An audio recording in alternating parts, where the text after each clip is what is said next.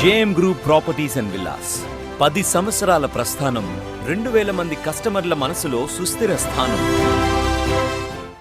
పితభాషి మౌనముని. ఇది మాజీ ప్రధాని మన్మోహన్ సింగ్ గురించి అందరికీ తెలిసిన విషయం.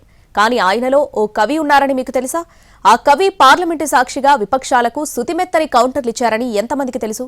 రండి ఓసారి మన్మోహన్ సింగ్ లోని ఆ కవిని చూద్దాం.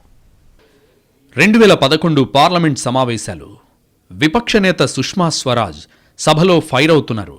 ప్రధాని మన్మోహన్ సింగ్ పై, యూపీఏ పాలనపై, కాంగ్రెస్ ప్రభుత్వం అంటేనే అవినీతి అంటూ సెటైరిగ్గా ఓ కవిత వినిపించారు.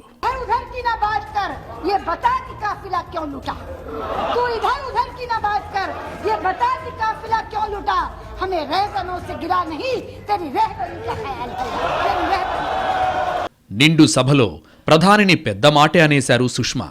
అసలే సింగ్జీ మృదుస్వభావి, బాగా నొచ్చుకుని ఉంటారని అంతా అనుకున్నారు. కానీ ఆయన మాత్రం సుష్మా కవితకు కవితతోనే సమాధానం చెప్పారు, నిప్పుల మీద నీళ్లు చల్లినట్టు.